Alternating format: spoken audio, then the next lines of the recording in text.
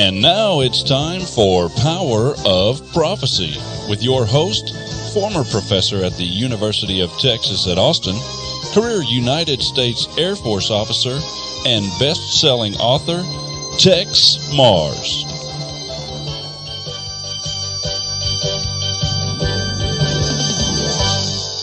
Hello, friends. This is Jerry Barrett, Texe Mars' assistant and radio show producer. Welcome to another edition of Power of Prophecy. Recently, Texe Mars was interviewed by Jeff Rense on the topic of Israel and how Harry Truman tricked the Zionists. The title of this week's show is Israel is Not a Jewish State, How President Harry Truman Tricked the Zionists and Became an Anti-Semitic Pariah. Texe Mars is with us tonight. Wish we could get him more often, but he is incredibly busy. I just got his latest newsletter, Power of Prophecy, last week. Truth and Lies is the lead title, and boy, are there a lot of lies out there. Truth is on the run. It's not going to disappear ever, but it is certainly being given quite a beating. There's a lot going on in Ukraine. As you know, we've been following that under a microscope for a long time now, and it does appear that the Zionist West is going to force Vladimir Putin and Russia to do something to stop what appears, for all intents and purposes, to be a massive frontal assault ordered by Poroshenko and the Ratsenyuk himself, of course with Zionist encouragement, if not downright orders. The American military command due to land in, I guess with some kind of a contingent in Kiev this week. It is quite clear that the war for the East is far from over, and it would seem that with the loss of allegedly 27 tanks and 20 plus APCs of the Ukraine army just yesterday, inflicted by the Eastern separatists, Russian speakers, that this is going to be a big and bad and ugly situation. We're watching it closely for you. Texe, welcome back to the program. How are you, my friend? Hey, I'm doing great, and it's good to be with you again. Thank you, sir. Always my pleasure. You've selected a topic that I am frankly elated to see, because this is something that no one talks about. You're going to be the first person on this program to tell it like it is regarding the Zionist state of Israel, a privately owned enterprise, basically, that was spawned by Bolshevism and communism and is owned and presided upon by you-know-who. So take it away and let's get into it. Well, Jeff, this is an important subject because it's really come to the news over the last couple of months because Benjamin Netanyahu, the Prime Minister of Israel, is desperate to get his legislature, the Knesset, to pass a new law. What would that law say? It would say that Israel is a Jewish state. Correct. Now, we've all thought, Americans, we all think, well, of course it's a Jewish state. It's for the Jews. They only allow Jews to immigrate. You can't go live in Israel unless you're a Jew. Then you have to be a special kind, Jew. You can't be a Christian Jew, for example. They don't allow Christians to immigrate to Israel. There's all kinds of laws. You can't own any land if you're not a Jew. You can't, basically you can't do anything if you're not a Jew. Now there are 1.6 million Arabs, living in Israel and some 7 million Jews. But there are many other Arabs that are living in, undefined areas that we would call Palestine. So they actually are outnumbering the Jews. So the Jews do not want to give independence, of course, to Palestine, to the Palestinians.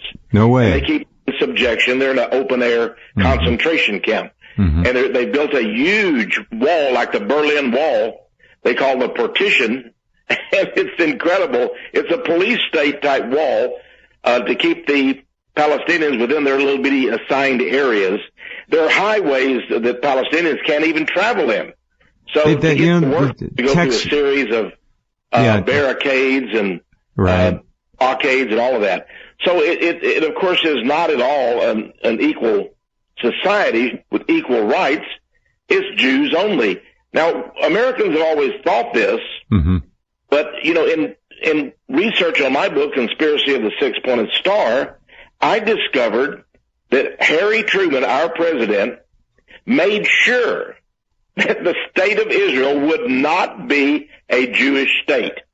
Now, this is the undeclared secret, and I've got it on page 124 of my book, the actual document that Harry Truman signed May 14th, 1948. He even put down below, he put he coded it 6:11. Huh. Now that was supposedly was the time when he signed it. 6:11 p.m. 6:11. Actually, that's a Kabbalistic code. He knew of it. He was a 33rd degree Mason, and I'd like to reveal to your audience what that means in a little bit later in the program. But here's the point. He signed this document. It was brought into his office May 14th, 1948, the exact day now when over in Israel, or Palestine as it was called then, David Ben-Gurion, the new leader, declared the independence, the Declaration of Independence.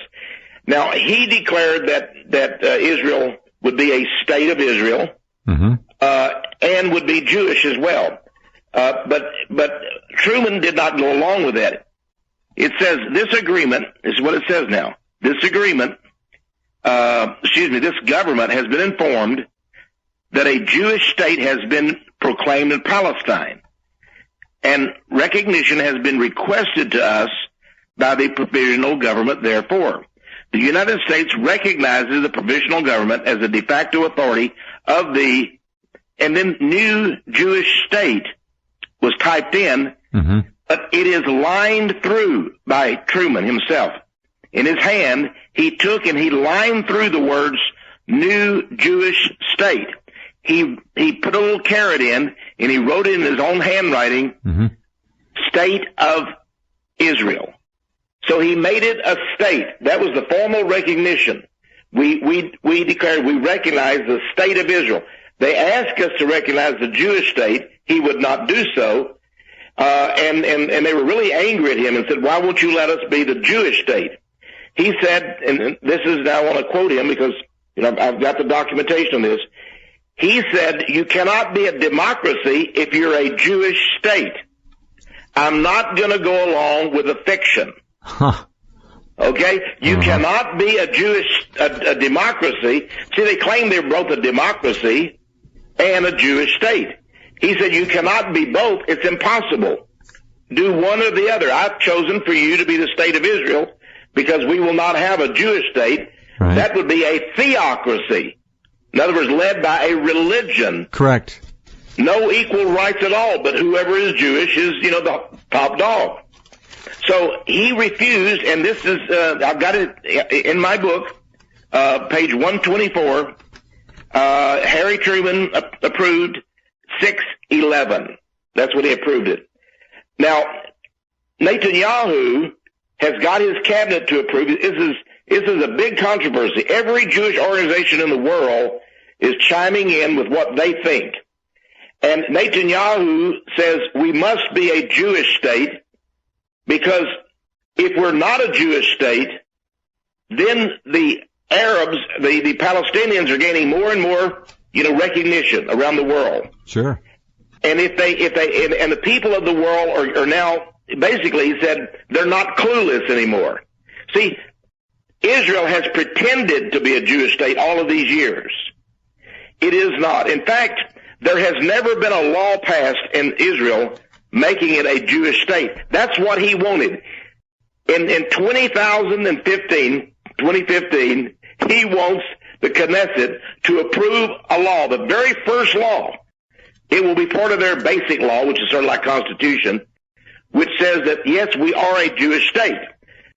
Now, the problem is that the Jews did not want anyone to know about this, and so they're very angry at Netanyahu for bringing this out in the open. They've been trying to pretend as they were democracy. You know, you hear all the time, well, we have to support Israel. They're the only democracy in the Middle East. But he says, no, we're not a democracy. We're a Jewish state. But if you're a Jewish state, then America has no reason to assist a religious state. And the world will not go along with a religious state. So he's got a little problem. He wants to declare it a Jewish state, but right now they've actually shelved the matter. The Knesset has sort of put it to rest for a few more months to see what they're going to do. Everybody's frightened over in Israel. They want to be a Jewish state, but they're afraid if they declare themselves a Jewish state, for the very first time in their history, they will be a theocracy and not a democracy. Now, of course, you think this would not create problems, but Jeff, words have consequences. Really, they used to. They do. And you remember, we declared that everyone had equal rights in America, and the blacks said, wait just a minute. We want our rights. There are no equal rights in America. You know, you've got to give the blacks full and equal rights. Well, we did that. So now the Arabs are saying you're not a legitimate state, you're a criminal state. You declare you go around and sneak around and say we're a Jewish state in all these speeches, but you're not. You know, you're not well, they really are a Jewish state, but you don't admit it because you don't want people to know you're a criminal state. Sure. And now the legitimacy has come forth too. People are saying, for the first time, mine is the first book to ever, include this information. And this is getting out. Now I'm beginning to see some Palestinian organizations and some Arab organizations say, wait, we didn't know anything about this. That Israel was never declared a Jewish state. Now, this is quite an interesting thing, and I'd like to get into, if we could, talking about who really, how did this happen? How did Truman even approve this? By the way, the same day, August 14, 1948, over in the Kremlin, Joseph Stalin also was signing a recognition statement. And within a couple hours of Truman, he also gave his approval. That shows you that the Jews were working both the White House and the Kremlin at the same time. Same time. Yeah. Same time. Now, why would they work with the Kremlin? First of all, it was the other superpower, although the United States was greater. And second of all, the state of Israel did not call itself that, just like it didn't really declare itself a Jewish state. But it was a communist state. It was founded by a communist. Its first prime minister, David Ben-Gurion, of Poland, by the way. Yeah. The Poles came in. What happened was Stalin sent the Poles in, all the Poles, but we know the Polish Jews are actually Khazars. Now, we know that from my book, DNA Science and the Jewish Bloodline, from the research of genetic scientists like Dr. Ilan El-Haik of Israel and so forth. Right. So what happened, these Khazars were instructed, or let's just say allowed by Joseph Stalin to take armaments and to come to Israel. And meanwhile, the United States looked the other way as over 100,000 Jews that had been in camps during World War II were allowed to go and populate Israel. At that time, there were about 150,000 Jews in Israel, and there were 700,000 Palestinians. So think about that. They were outgunned, you might say. There were 3.5 times as many Palestinians. Yeah, sure. Well, it's like healthy cells. Did not win by an election. Now, the same time, what people don't understand was the United Nations in 1947 approved that there would be 2 states, nation states, in the area called Palestine. One would be for the Arabs, one would be for the Jews. But of course, Israel did not want there to be a Palestine for the Arabs, for the Palestinians. So they went in and they did not. The interesting thing is they did not define where their territory started and stopped, because they knew that the instant they got to Israel, they were going to start a war. They were going to kill off and drive out the Arabs. They knew. Oh, yeah. And when they did that, then they would, all the land that they took, they would say, this is Israel. So neither Truman nor Stalin defined exactly what the land of Israel would be. So it was left sort of like, yeah, you got all this land over there, but we're not going to tell you where it starts or where it ends. So this was their game. They went over there, and they went from village to village, killing, marauding, stealing the land, and that's what they did. 700,000, the 700,000 Arabs all fled. Sure. Only a few were left, and then they began to trickle back in, barely back in. So we have to understand this. Now, I want people to understand that why did Truman do this? His cabinet was against it. The State Department was against it. Americans generally didn't care at that time. No more than 2% of all Americans were Jews. Now, why did Truman step in and even make it a state of Israel? Well, I would like for people to go to Google. I'm going to give them the right word to go here. This is from the Jewish side. It turns out that at the Harry S. Truman Library and Museum in Independence, Missouri, the Truman Library, they have an oral history interview with a man named Abraham Feinberg. Now, Mr. Feinberg gave an interview on August 23rd, 1973, and the tape of that is at the library. People can go and check out a copy or listen to it at the library, but online there is a transcript of it. And I read it again today, to sort of, get myself up to date on it, because I read it when I was doing this book. And Jeff, even from they were trying to hide them. Now, who was Abraham Feinberg? Well, it turns out that he was a financier. He was a money bag man. He was a Jewish spy. He was one of the top Jewish spies in America. He was a very, very rich man. He owned several businesses, many of them crooked. Well, one of them was you hear about how stockings were in great demand among the people of Europe after World War II. Of course. Well, he owned the stocking company, and he sold the stockings that went over to Europe. That was one of the things he did. Mm-hmm. And he was a very, very rich man from New York. But Abraham Feinberg was what they call a pseudonym. A pseudonym. He was a spy. And he went to he calls it a private meeting, where Truman went to a hotel and met with just 15 billionaire Jews. 15. And Feinberg actually admits it.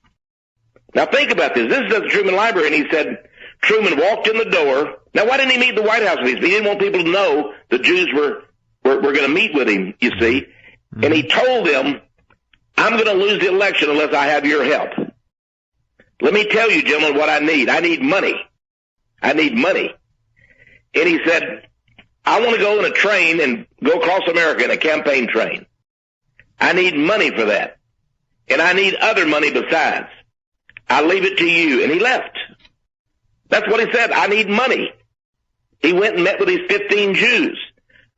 Well, Abraham Feinberg then rounded up the Jews and said, okay, let's give the guy money. They paid, Abraham Feinberg gave him $100,000. That paid for the campaign train. And Feinberg says at every stop he made, we had all of the Jewish merchants in that town get all of their money together that they had. They brought it in suitcases to the campaign train and gave it to Truman on the train. And that's how the Jews bought Harry Truman. That's right. Now, he evidently guaranteed $2 million himself. How do I know this? Well, because Gore Vidal said that John F. Kennedy told him this personally. Said that's what happened. Truman got a $2 million bribe from, Feinberg. Now, 3 years ago, the FBI files came out on this, and they sort of, they pretty well say the same thing. They said that Feinberg was one of the top Jewish spies in America, that he later went to work for the nation of Israel as a spy. Mm-hmm. And they talk about how many networks he had, how many, Psi he had working for him. We should mention, Texe, that the Psi are worldwide. In fact, most active Jews consider themselves at least affiliated with the Zionist movement. They're all That's true. They working do. for their home country. They're Jewish first, Israeli first, and that's what the Zionism is. It's an extraordinarily well and diversified worldwide spy and espionage network. It's really remarkable. Nobody knows about it. No, they don't. But it's interesting that Feinberg even talks about a little bit about Zionism in this interview. It's an interesting interview because he you remember it's at the Truman Library, and he's not going to say anything bad about Truman. In fact, he sort of liked Truman. He said he was a great man and all this stuff, because Truman obviously was the one who recognized Israel. A number of government officials just up and quit. By the way, Feinberg says that his contact at the White House mm-hmm. was a man named Niles, Niles. I think it was David mm-hmm. or Jerry. I think it was David Niles, right? Who he said was given the job of secretary for migrant affairs. Well, and he said, I worked very close with Niles at the White House, and I would always go to see him when I wanted things done. And it's just interesting. I have a picture also. There's one picture of Abraham Feinberg with Harry Truman and his wife, Bess Truman. I have another article in my book, beginning on page 127. Now, which book is this? You've got many books. Okay. This is Conspiracy of the Six-Pointed Star. Okay. We're still on that one. All right. Yes, this is the one where I specifically go and do everything about Israel, about the Israeli religion, the Star of David, what its real meaning is. It's the Kabbalah. Yeah, if I might. Bashes Christianity. Yeah. And it goes into how Israel was formed as a nation, how this all came about. It's as you've said, though, I don't mean to steal your punchline, but it's a communist state. That's right. Exactly. It's interesting that, now listen to this.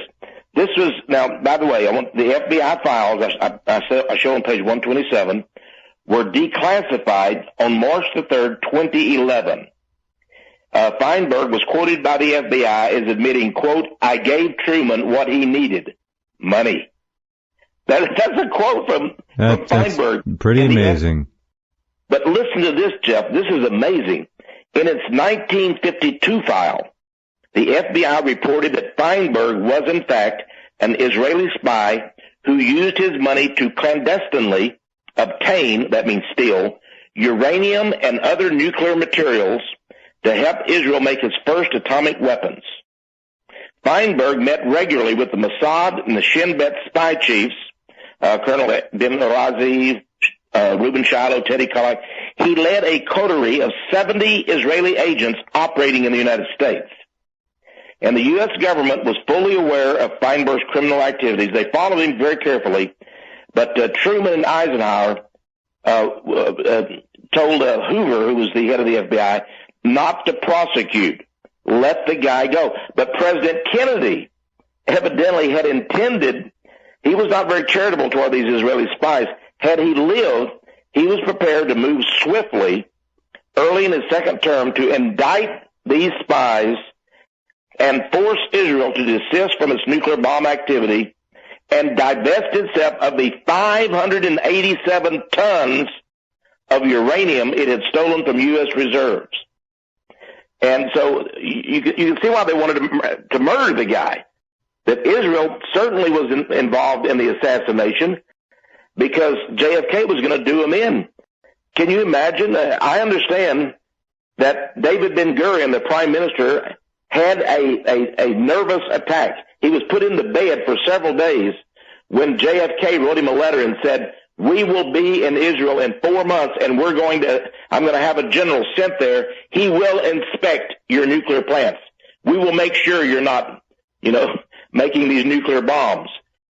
This was a shock to Ben-Gurion. Now, who is Ben-Gurion? Oh, by the way, one other thing for you to know. The case files on Feinberg show that he founded the corrupt American Israel Public Affairs Committee, AIPAC. Oh, really? That's right. So he's the godfather. I didn't know that. The godfather of AIPAC is Abraham Feinberg. Now, on page 128, I have an interesting picture. And Feinberg says in his interview from the Harry Truman Museum, you can get it online, he said that he was very careful not to have pictures made with American presidents because it wasn't too good for politics. Now, he's saying this is an old man, 1976, 63, and he's saying, but he had this picture made with Truman, as Truman was arrived at Penn Station with his wife, Bess. And there's Bess, and she looks frightened. She's not happy at all. On her left side, looking over her shoulder, is Abraham Feinberg. Now, there's Truman all smiling. He's right there. But his wife is deaf, and she has on a brand new mink coat. Uh-oh. And she's carrying a dozen red roses given to her by Feinberg. What a guy. Boy, what a guy. She gets a fur. Bess was known as a very plain person. She lived in a little house in Independence the rest of her days. Yeah. She didn't like the White House and all of the social things. She was just a regular housewife. And Harry himself didn't have a college degree. And he sort of sometimes felt he was a little inferior. And here she is looking totally frightened with this Jewish spy looking over her shoulder. What a scene. It's a picture. It's absolutely priceless. It's amazing. That's almost as good as LBJ's wink aboard Air Force One. Oh, that's right. Oh, that's a incredible. Does that tell? No words need to be spoken at times like that. None. That photograph tells really the end of America. That photograph to me was the death knell of America. JFK is dead. LBJ is taking over. That was the end. And the wink, we got it. We got now. Abraham Feinberg mentions these presidents. He said he did not have good relations with JFK. Well, we understand why. Funniest thing, yeah. But he said his relations with Lyndon Johnson were almost as good as those with Harry Truman. Yeah, I'll bet. And so that's an interesting thing that boy, you can tell who has been a betrayer of America. But it's fascinating to me that Abraham Feinberg gave this interview, and even though it's his own words and he tries to put the best spin on it, it's an indictment. And then you add that with the 2011 FBI report, you can see what happens. But it all goes back, I believe, to this fact that Israel is not a Jewish state.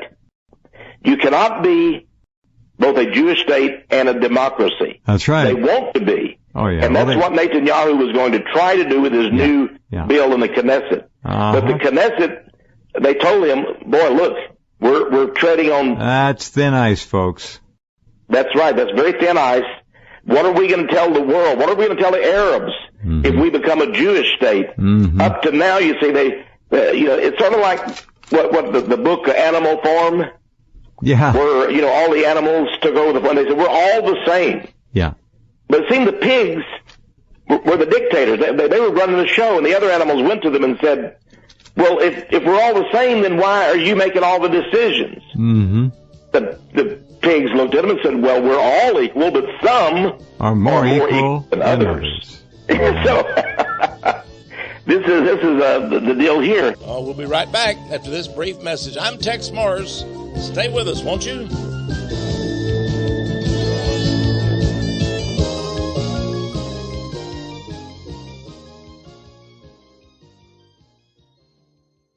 Conspiracy of the Six-Pointed Star. Conspiracy of the 6-point star. If you don't have this book, well, you don't know everything there is to know about Israel, about the Zionists, about the Rothschilds, and the Jewish agenda for a global government and utopia. Conspiracy of the 6-pointed star. And what is that 6-pointed star? Of course, it's the Jewish so-called Star of David, although, of course, David never used that, not in the Bible. You see, King David said, "My shield is the Lord." You want a shield, folks? You want something to defend yourself with? Well, he didn't need a symbol. He had the Lord directly. And the shield, the 6-pointed star, is a sign of Satan. In Acts, it's mentioned. It's the star of the god and goddess who represent ancient Egypt and Babylon. And it's coded with the number 666. Even Stephen talking about it in in the New Testament book of Acts. Right before he was murdered as a martyr to Jesus, he exposed the 6-pointed star. Did you know that? It's in the Bible.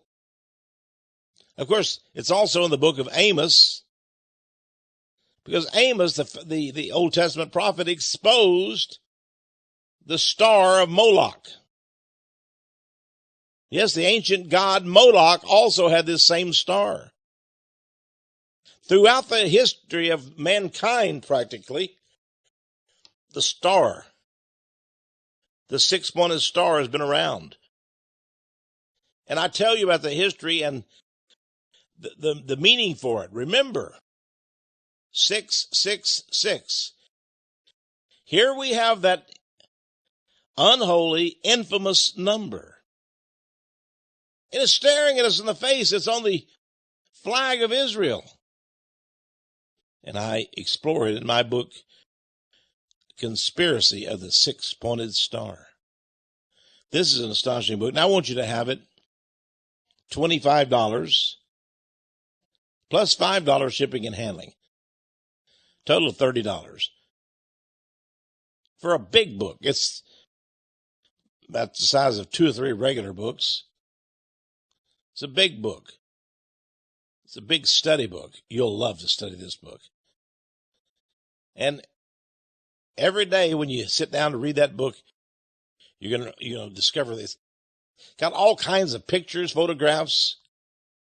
It'll talk about how Israel became a state again in 1948. It wasn't God that made them a state. No. It was Joseph Stalin, the communist monster, and Harry Truman. On the very same day, within hours of each other, they cooperated and named Israel. The only thing was Truman tricked them. He deceived them. He said for millions of dollars in campaign contributions, if you'll bring that to my campaign train. He uses a train, back in that year. He ran for office. They said you're not going to win. But the Jews told him, you will win. We will give you the money to win if you promise us you will make Israel a nation. All you have to do is just do it. You see, the United Nations had already approved that there be 2 nations set up in Palestine. One for the Palestinian people and the other one for Israel.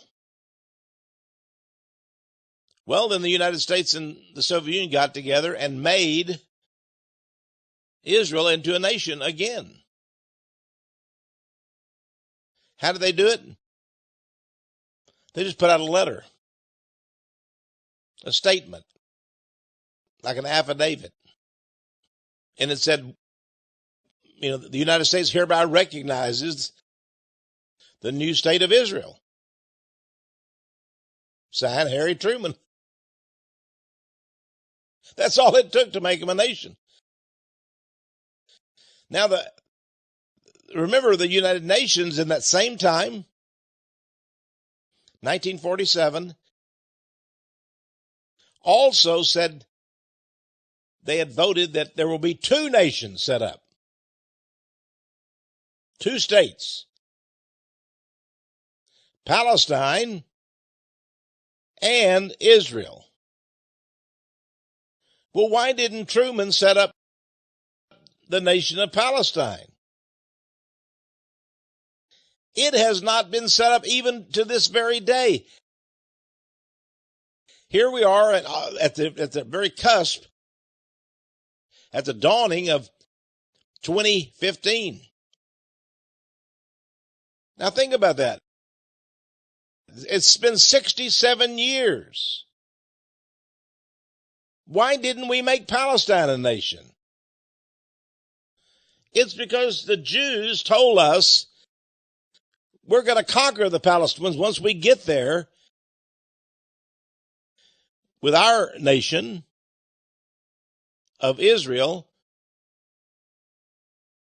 We're going to expand out. We're going to expand out and we're going to conquer the Palestinians. Then we'll own it all. We'll be both Palestine and Israel. They never intended for the Palestinians to be a nation. And so the United States and the Soviet Union never made Palestine a nation. We said, well, the United Nations wasted its time on Palestine. We were just concerned about Israel.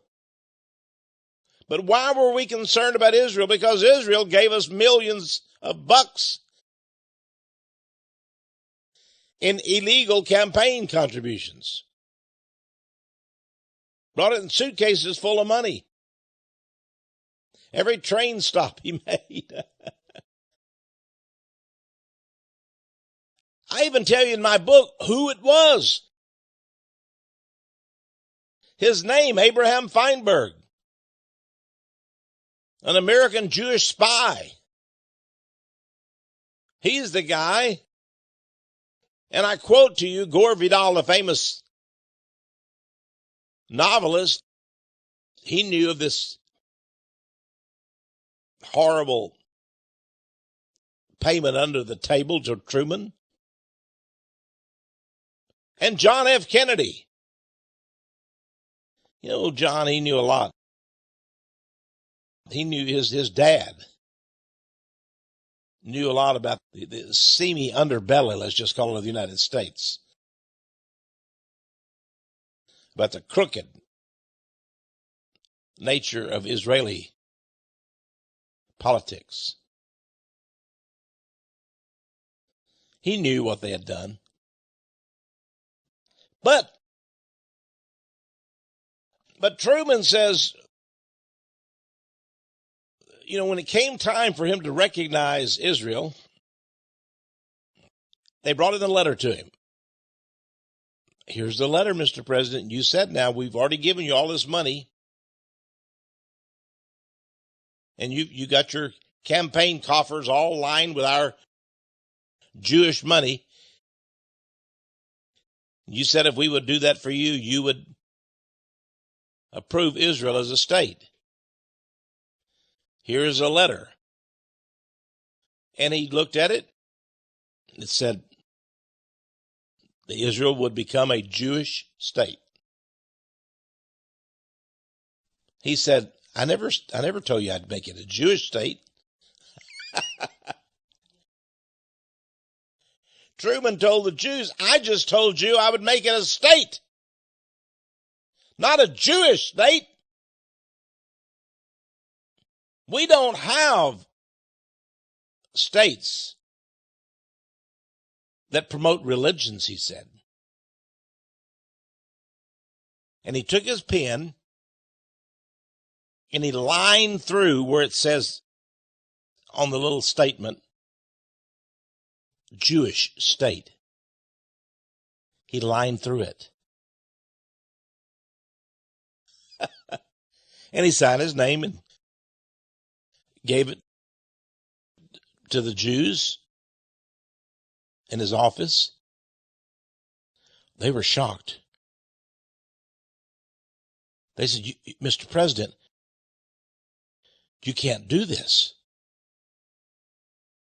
We want you to make Israel the Jewish state. We don't want to be just another state in the Middle East. We want to be the Jewish state. Truman says, I've done what I've done. Take it or leave it. Go. He was sick and tired of the Jews telling him what to do. Well, they said, okay, you've got your presidency, but we'll never promote you again. You'll never win another. He was the only guy that could have run as many times as he wanted to, because it was in the Constitution that said that he could run as much as he wanted.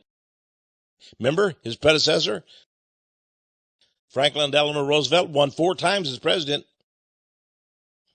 Truman didn't even run again after that. He didn't run again. Why? The Jews wouldn't give him the money to run. He couldn't win. In fact, they call him the biggest anti-Semite they had ever seen. The man who made Israel a state again in 1948. He was the father of Israel. They secretly told him, you're finished.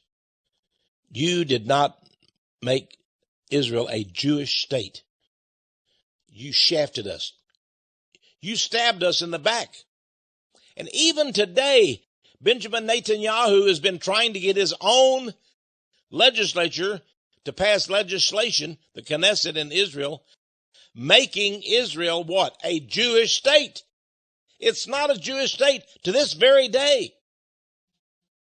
Think about it, folks. That's in this book, too. Now, again, total of $30, shipping and handling. By the way, this is the only book in the world that explains this. The only book in the world. I have secrets, unbelievable secrets in this book.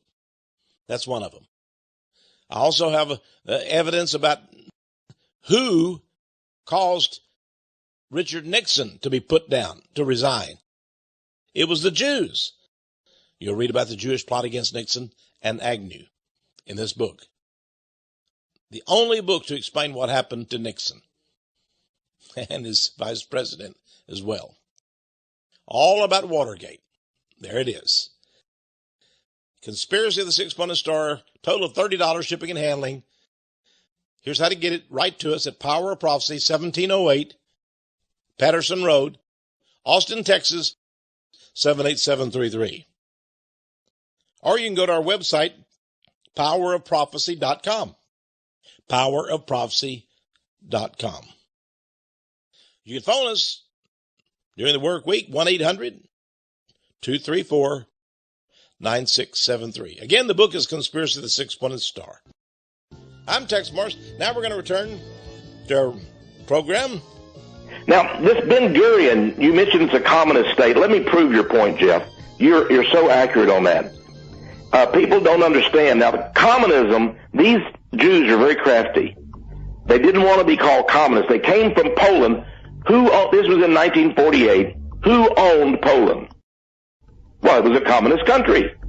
And the head of the state was a communist Jew. He was a Jew. And he headed Poland. So it was all under the aegis, of course, of Soviet Russia. Exactly. And so it was a communist country. And when they went to Israel, their very first administration building in Tel Aviv was even called the Red House. Oh, not my. The White House. Oh, and yeah. they were the Red House because they were communist red. Yeah. Amazing. Hold on. This is really a remarkable history lesson for all of us. Texe, again, has compiled more invaluable research than probably anybody else on the planet when it comes to dealing with the specifics we're talking about tonight. He really has... I don't know if they ever gave an award over there to their biggest nemesis. You'd win it. The Tel Aviv Award to the most terrible American, Texe Marzer went hand in hand. You've exposed these people for what they are, what they're doing. They're anything but pious, religious, kind, moral people. I'm sorry to say it, and there are some very good Jews. We're not talking about you. We're talking about Zionism, which is a secular, non-religious movement of geopolitical conquest, subjugation, and control.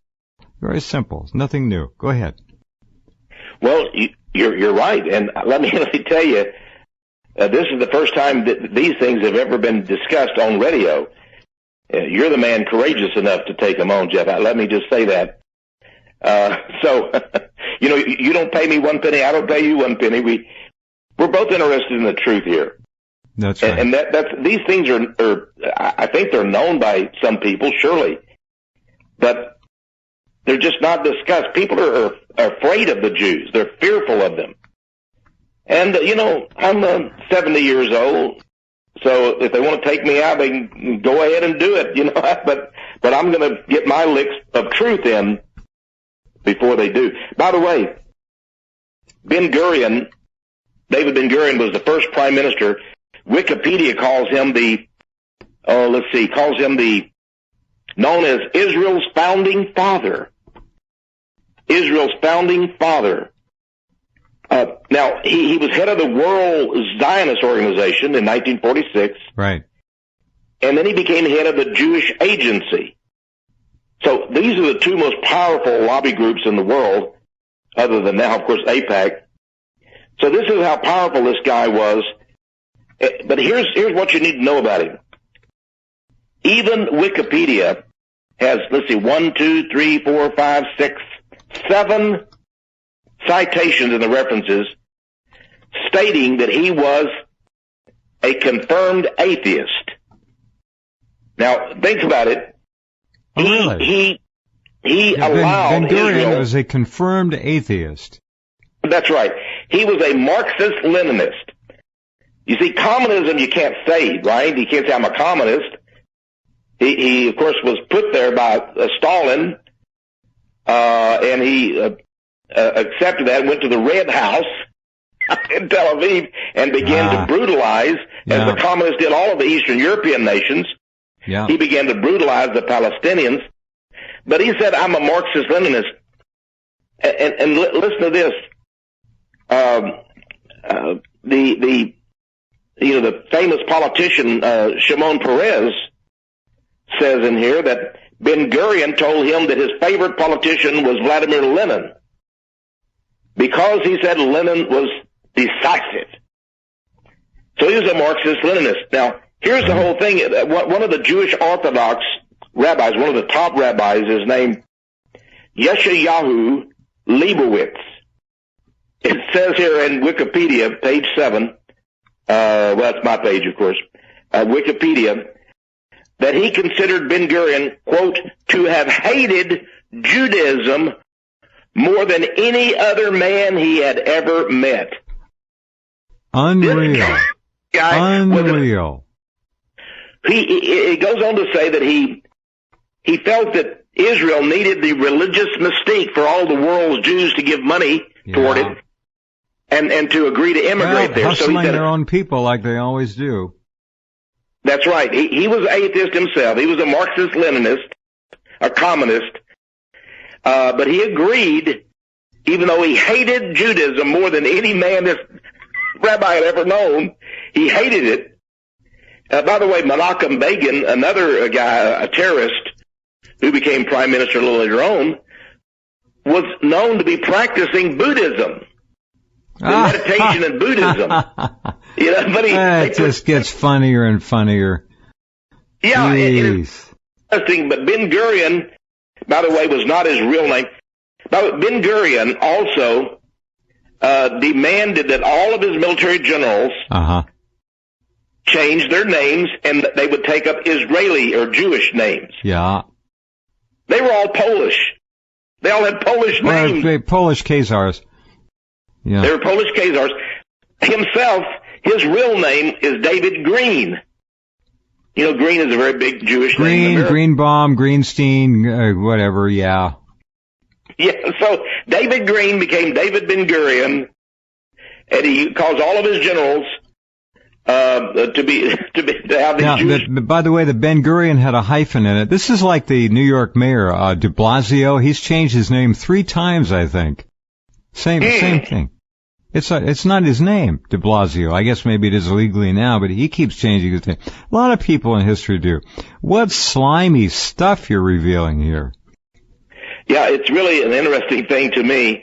One of the things that he helped to do, he worked very well. I've got a real. This is a shocker. This is a real shocker. I told you that he's a communist. He's a Marxist-Leninist. In 1945, David Ben Gurion went to Paris, where he lived in a hotel. It just so happened at that hotel, also living there, was a man named Ho Chi Minh. Oh, come on. But Ho Chi Minh. What a coincidence. Ho Chi Minh was the one we fought Ho Chi Minh. He was the communist leader of North Vietnam, and then, of course, the whole country. He's dead today. But he and David Ben Gurion became very close friends, living at the hotel, and they worked together on various communist matters. Now, this is an incredible thing. Now, this is from, let's see, Archive of the Jewish Agency, 8 November 1966. Ben Gurion reveals suggestion of North Vietnam's communist leader.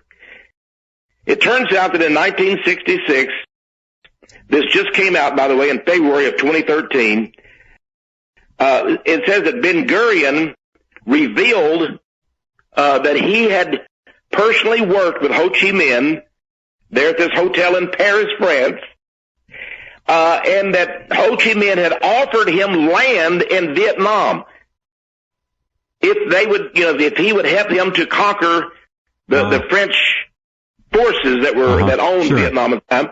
Yeah. And of course, he would have worked, I guess, to conquer the Americans too later on. Yeah. But he said, we will give you land so you can have an Israel in Vietnam. And David Ben Gurion told him, now, by the way, how did he know this? We, quote, we fully expect that Palestine will become the new state of Israel. And he thanked him for his suggestion. Right. Thank you, but we don't need it. Yeah, but you keep this in mind. Ho Chi Minh did not own Vietnam. It wasn't his land to give. What did he kick out the French in 1954? This was in 1945. That's a long time before. That's 9 years. Dien Bien Phu was a long way away. Wow. They were all working together to make a new world order. And there was the coming communist head of Israel working with the communist head of Vietnam. And nobody knew about this. This was not even known until 10 February 2013. By the way, this is in Wikipedia. You can read it. Footnote number 18. And I just fell apart when I saw that one. But maybe I can come on your show later and talk about Vietnam and some interesting elements there. Oh yeah. Elements. But isn't it fascinating? These two commies work together. Now, Americans think that these guys are pious Jews. And the Christian evangelicals think that David Ben-Gurion, they probably think he was a wonderful Moses or some, another Abraham. Or what a sad, sad commentary on how duped and deceived and dumb they are. Yeah, they really are. They know nothing. This Ben-Gurion evidently worked very close with Konrad Adenauer, who we made the head of the government in Bonn, in West Germany. Yeah. And it says Adenauer repaid his friendship with large sums of money in the reparations agreement between Israel and West Germany. Yeah, yeah. This is in compensation, for the Nazi persecution of the Jew during the Holocaust. Yeah. Well, hey, Ben-Gurion is not a little guy. He was named by Time magazine as one of the 100 most important people of the entire 20th century. He also told John Kennedy, "You will not inspect Dimona. You will not set foot in this country without my permission. You will not look for nuclear weapons programs because what we do with our nuclear program is our business." Kennedy said, "No, sorry, David. We will be inspecting. There will be mandatory inspections to make sure you're not building nuclear weapons." That was one of the things that led up to JFK's murder. Oh, these guys are in it. And to think that, the only president that really stood up was Jimmy Carter. He stood up to these people somewhat. And Truman, by the way, an interesting thing about Truman is that, he could have run for president again in 56. Yeah. But he was told by, Mr. Feinberg, who visited him in the White House. Well, sure. They got him told out. Truman, because he had ended the Morgenthau Plan early for Germany, that the Jews would not support a second term as president. And Truman announced he was going to retire, and he went back to Independence, Missouri. They also told Truman he would not get any speaking fees. He would never get a cent in honoraria. He would live in that little house, and he did not die a rich man. I guess his wife... No, Independence, Missouri. Yeah. Yeah. Now, LBJ, remember, suddenly chose not to run for another term, too, but that's another story. Yeah. That's another story. Up to his eyeballs in the JFK murder, that guy. Boy, weren't they? Yeah. Tex, it's all amazing, and you have such wonderful information. I hope people will go to your website and look at the bookstore, the DVDs. This it's real history. It's not the contrived Zionist history that is force-fed to the sheep over here and anywhere else that they happen to be catering to. It's real history, and you've earned my highest accolade as a humanitarian and a true, honest-to-God patriot. And what you've done and what you're doing is so important. Anytime you want to come on, I mean, if you don't have to wait till the next month, if you want to come on in a couple of weeks, if you've got something red hot, just let me know. We'll make it happen. Well, I'll sure do that, Jeff, and I appreciate your courtesy and I really, of course, your honesty and integrity is really something. Well, but we've known each other for years. I've known that of Jeff Rentz, so I appreciate it very much. And we're going to keep this going here just as long as we can. We'll see what happens. Yes, sir. All right, Tex, you be well. Take good care, my friend. Okay, God bless you. Bye-bye.